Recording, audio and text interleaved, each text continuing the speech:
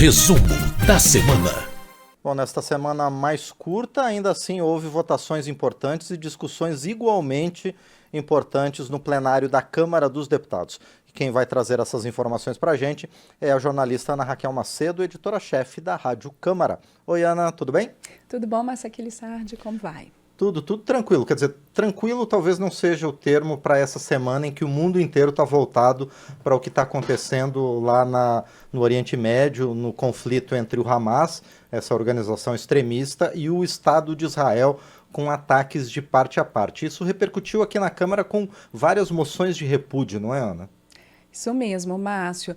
E foram discussões que levaram, então, a essa aprovação de 17 moções de repúdio aprovadas em conjunto, mas são discussões que permearam vários debates no plenário da Câmara durante 2 dias, inclusive. Como você mesmo colocou, a gente tem uma semana mais curta por conta do feriado do 12 de outubro, mas as sessões elas já se iniciaram nessa semana, na segunda-feira, e esses debates também. Essas 17 moções aprovadas em conjunto, elas foram resultado do acordo da maioria dos líderes partidários, numa ideia de você condenar, então, ao que está sendo chamado de ataques terroristas a Israel, ataques promovidos pelo Hamas.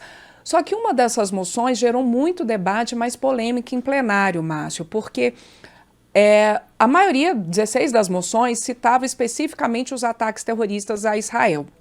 E uma delas, que foi apresentada por parlamentares governistas, ela sim condena os ataques terroristas a Israel, mas também condena a escalada da violência do Estado de Israel contra cidadãos civis palestinos. E aí falando de que você tem que repreender, nesse caso, os ataques a civis, seja do lado israelense, seja do lado palestino. Parlamentares de oposição já vinham reclamando em plenário da posição do governo brasileiro, que na avaliação deles não tem sido enfático na condenação a esses ataques terroristas, na condenação e classificando o Hamas como um grupo terrorista. E, por outro lado, parlamentares governistas dizem que a posição do Brasil é sim de condenação e de repúdio a esses ataques e as centenas de mortes de israelenses e também de palestinos, e de colocar, então, que é uma posição já da Organização das Nações Unidas. O Brasil por enquanto, está na presidência provisória do Conselho de Segurança da ONU, e de tentar, então, chegar a um acordo ali de paz entre os lados e que você possa ter uma solução de conflito pelo reconhecimento de 2 estados naquela região, tanto Israel como também o Estado palestino.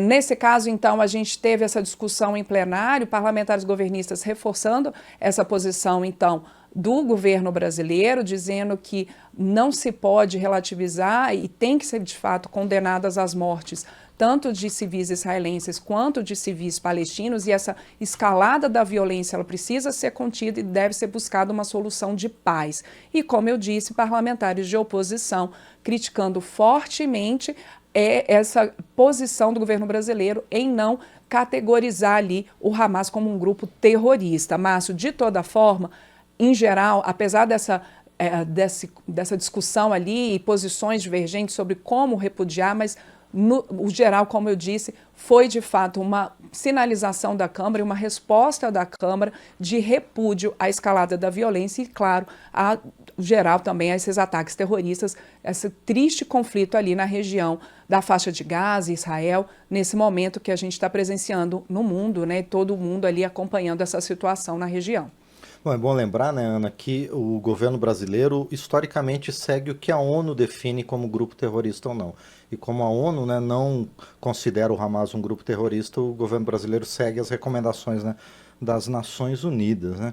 Foi isso que os parlamentares governistas colocaram em plenário, Márcio. Por outro lado, a oposição tem cobrado, né, pelos ataques terroristas, que são ataques terroristas que estão acontecendo lá em Israel, e cobrar essa posição mais enfática do governo brasileiro.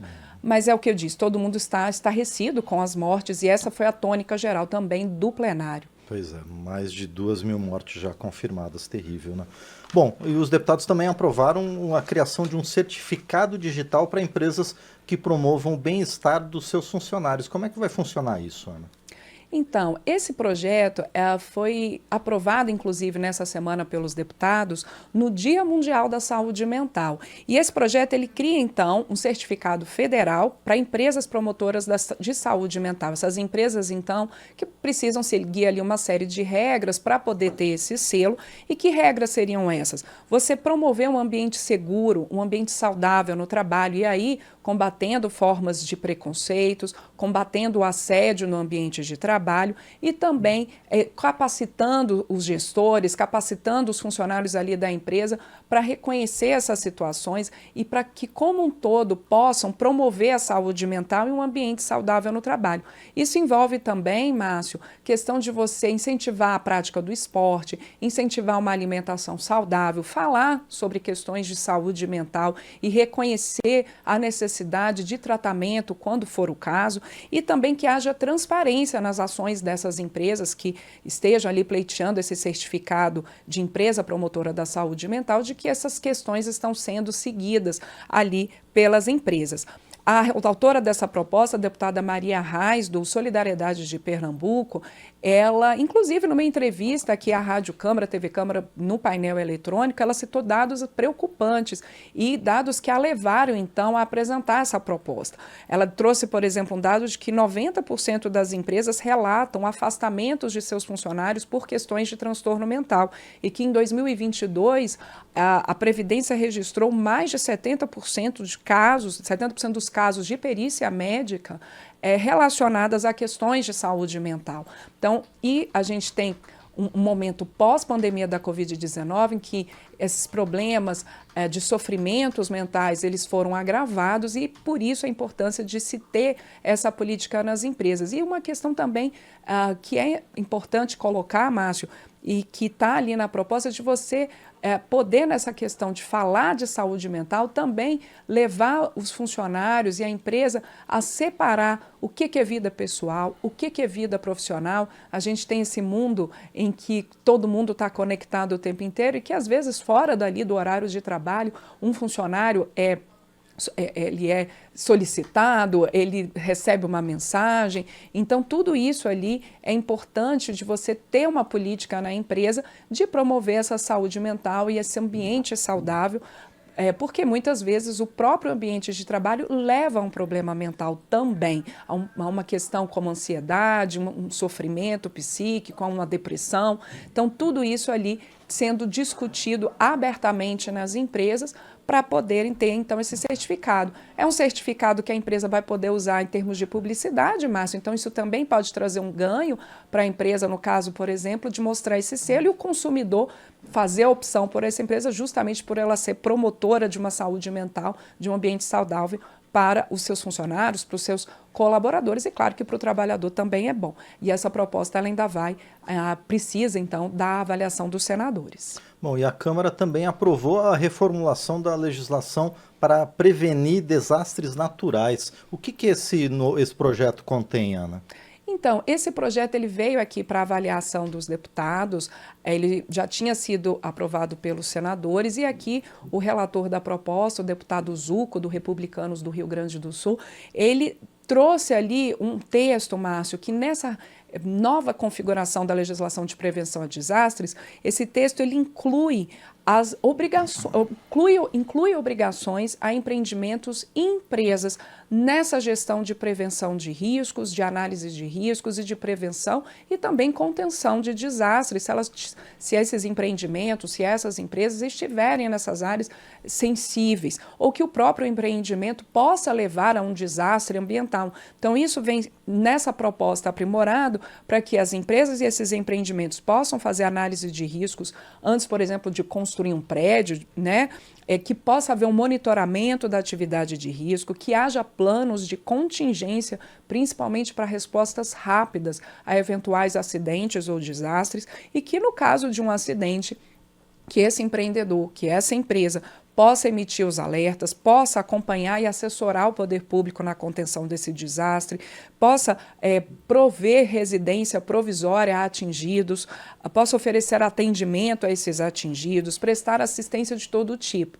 A gente, infelizmente, no Brasil, tem exemplos recentes de desastres que geraram ali um impacto enorme na vida das pessoas, por exemplo, o desastre de Brumadinho, ou mesmo agora, recentemente, no Rio Grande do Sul, com as fortes cheias, primeiro secas, depois agora fortes cheias e enchentes, atingindo ali vários municípios gaúchos, e que é importante, então, ter tanta uma articulação de União, estados e municípios na prevenção e nessa legislação de prevenção a desastres e contenção também dos seus efeitos, incluindo também, então, a iniciativa privada. Essa reformulação também indica isso, Márcio, reforça que deve haver uma obrigação compartilhada de união de estados e municípios nessas situações e coloca prazos para que haja plano nacional e planos estaduais de defesa civil.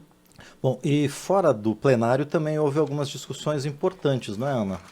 Várias discussões, Márcia. A gente teve aqui essa semana uma semana encurtada por conta do feriado, como eu disse, mas com um trabalho intenso na segunda, na terça-feira, nas comissões. Por exemplo, a gente teve a aprovação do relatório final da CPI, que investigou pirâmides financeiras, inclusive apontando ali a recomendação do indiciamento de 45 pessoas, entre essas pessoas, 8 sócios da empresa 123 Milhas, e também indicando projetos de lei para aperfeiçoar essa legislação, prevendo inclusive o crime de pirâmide financeira, regulamentando a questão de milhas no setor aéreo. Então, esse foi um ponto importante. A gente teve também uma reunião da Comissão de Previdência, que aprovou projeto polêmico, projeto que proíbe a união homoafetiva, uma proposta que foi apresentada ali para o relator, o deputado Pastor Eurico, do PL de Pernambuco, que nesse texto aprovado ele vai contra uma decisão do Supremo Tribunal Federal que,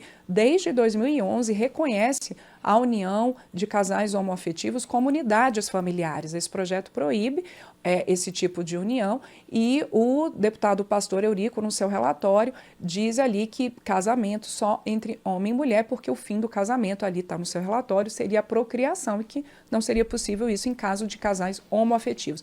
Claro que houve ali debate, que houve polêmica, inclusive com a participação de alguns representantes da sociedade civil, do movimento LGBTQIA+, protestando durante essa votação. A reunião chegou até a ser suspensa. O projeto foi aprovado contra o voto de parlamentares governistas que estavam ali na comissão, mas agora essa proposta ainda precisa ir a outras comissões para que tenha o seu caminho aqui na Câmara. A votação e a aprovação na Comissão de Previdência foi só um dos passos, Márcio. Também teve ali a comissão especial que trata ali de um marco legal da produção e uso do hidrogênio de baixo carbono. Isso é um tema que tem sido muito debatido aqui na Câmara, a transição energética. O relator, o deputado Bacelar, do PV da Bahia, apresentou um primeiro texto, que foi inclusive elogiado em audiência pública, com essas regras para o uso do hidrogênio de baixo carbono, e agora esse texto fica em consulta pública até o dia 23 de outubro, e a ideia da comissão especial é que, encerrada essa consulta pública no dia 23, que possa então haver a votação no dia seguinte. Muito bem, agradeço a Ana Raquel Macedo pelas informações do plenário de algumas comissões e a gente volta na próxima semana com o resumo da semana. Por enquanto, obrigado, Ana. Obrigada, Márcio. Obrigada também a quem acompanha a gente aqui ao vivo, na TV, na Rádio Câmara, na Rede Legislativa de Rádio, também no nosso canal no YouTube, e para quem depois acompanha a gente em podcast, tanto nos nossos tocadores principais, como também nas nossas rádios parceiras, como a Rádio Clube Fronteira, da cidade de Fronteira, Minas Gerais.